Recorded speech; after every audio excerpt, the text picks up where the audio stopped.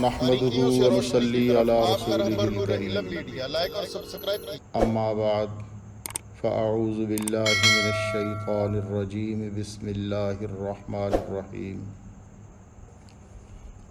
ہر قسم کی حمد و ثنا اللہ رب العالمین کے لیے ہے جو سب جہانوں کا پالنے والا ہے، سب جہانوں کا خالق و مالک ہے۔ بے شمار درود و سلام حضرت محمد مصطفیٰ احمد مجتبیٰ صلی اللہ علیہ وسلم کی ذات اقدس پر کہ جن کے ذریعہ سے اس امت کو راہ ہدایت ملی۔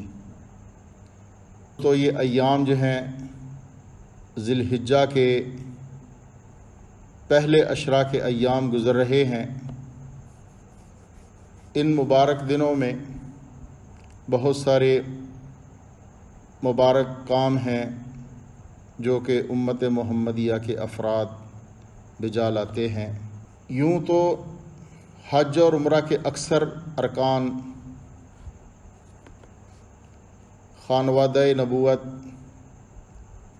بابا ملت حضرت ابراہیم علیہ السلام کی اداؤں کا مجموعہ ہیں، لیکن آج میں آپ حضرات کے سامنے تکبیرات تشریق کا پس منظر بیان کرنا چاہتا ہوں کہ تکبیرات تشریق کیا ہیں۔ تکبیرات تشریق 9 ذی الحج کی فجر سے لے کر 13 ذی الحج کی عصر تک پڑھی جاتی ہیں۔ جن ایام میں یہ تکبیرات پڑھی جاتی ہیں ان ایام کو ایام تشریق کہا جاتا ہے، اور تکبیرات تشریق اللہ اکبر اللہ اکبر، لا الہ الا اللہ واللہ اکبر، اللہ اکبر وللہ الحمد، یہ تکبیرات تشریق ہر نماز کے بعد پڑھی جاتی ہیں۔ ایک بار پڑھنا واجب ہے، 3 بار پڑھنا جو ہے وہ باعث اجر و ثواب ہے۔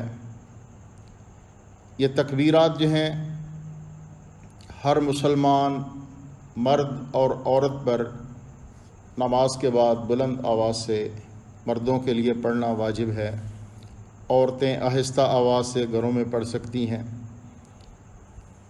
نماز چاہے کوئی اکیلے پڑھے یا جماعت کے ساتھ، ہر ایک کو ایام تشریق میں یہ تکبیرات تشریق پڑھنا ضروری ہے۔ اب تکبیرات تشریق کا کچھ پس منظر جو ہے میں آپ حضرات کے سامنے رکھنا چاہتا ہوں کہ جب بابا ملت حضرت ابراہیم علیہ السلام اللہ کے حکم پر اپنے لخت جگر کی قربانی کے لیے اس کو لے کر قربان گاہ کی طرف جاتے ہیں، اپنے پیارے بیٹے کو ذبح کرنے کے لیے زمین پر لٹاتے ہیں تو چشم فلک حیران ہے، آسمان کے فرشتوں میں ہلچل مچ جاتی ہے کہ یہ کیسے ممکن ہے کہ تاریخ انسانی میں کوئی باپ پہلی مرتبہ اپنے بیٹے کی گردن پر چھری رکھ کر اس کو ذبح کرنے جا رہا ہے۔ آسمان کے فرشتے جب یہ سب معاملہ دیکھتے ہیں کہ حضرت ابراہیم علیہ السلام اپنے پیارے لخت جگر حضرت اسماعیل علیہ السلام کو زمین پر لٹا کر اس کی گردن پر چھری رکھتے ہیں تو آسمان کے فرشتوں میں ہلچل مچ جاتی ہے، حیران و پریشان ہو جاتے ہیں، بے قرار ہو کر اللہ اکبر کی صدائیں بلند کرنا شروع کر دیتے ہیں۔ جب یہ صدائیں آسمان پر بلند ہوتی ہیں، اللہ رب العزت فرشتوں کی یہ صدائیں حضرت ابراہیم علیہ السلام کے کانوں تک پہنچاتے ہیں۔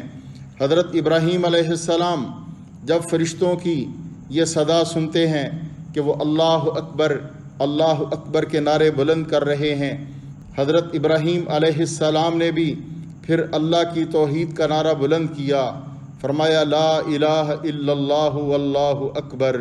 تو زمین پر لیٹے ہوئے ذبیح اللہ حضرت اسماعیل علیہ السلام نے جب یہ کلمات سنے کہ میرے بابا کی زبان سے یہ تکبیر کے کلمات نکل رہے ہیں، تو پھر حضرت اسماعیل علیہ السلام نے چھری نیچے لیٹے ہوئے یہ کلمات جو ہیں بلند کیے، اللہ اکبر وللہ الحمد۔ تو یہ تکبیرات تشریق حقیقت میں 3 مقدس ہستیوں کے کلمات ہیں۔ پہلا کلمہ اللہ اکبر یہ فرشتوں کا کلمہ ہے۔ دوسرا کلمہ لا الہ الا اللہ واللہ اکبر یہ حضرت ابراہیم علیہ السلام کا کلمہ ہے، یہ حضرت ابراہیم علیہ السلام کا کلمہ ہے۔ اور تیسرا کلمہ اللہ اکبر وللہ الحمد یہ حضرت اسماعیل علیہ السلام جب چھری کے نیچے لیٹے ہوئے تھے تو انہوں نے یہ کلمہ پکارا، یہ نعرہ توحید بلند کیا۔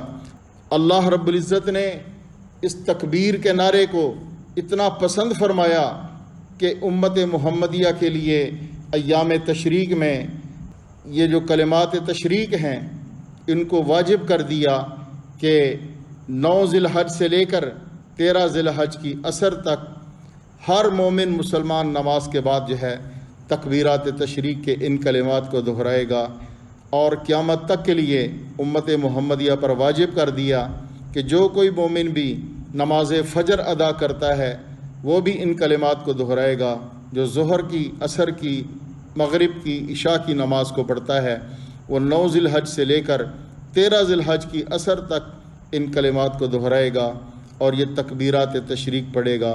یہ تکبیرات تشریق پڑھنا ہر مسلمان مرد اور عورت پر واجب ہیں۔ مرد بلند آواز سے پڑھیں، عورتیں جو ہیں آہستہ آواز سے پڑھیں۔ تو اللہ رب العالمین ہمیں جو ہے یہ تکبیرات تشریق پڑھنے کی توفیق عطا فرمائے۔ یہ ان تکبیرات تشریق کا پس منظر تھا۔ اللہ رب العزت کو یہ تکبیرات اتنی پسند آئیں کہ پروردگار عالم نے ان تکبیرات کو نماز کے بعد پڑھنے کے لیے ضروری کر دیا۔ اللہ رب العالمین ہمیں کہنے سننے سے زیادہ عمل کی توفیق عطا فرمائے، آمین ثم آمین۔ باریکیوں سے روشنی کی طرف آپ کا رہبر نور علم میڈیا، لائک اور سبسکرائب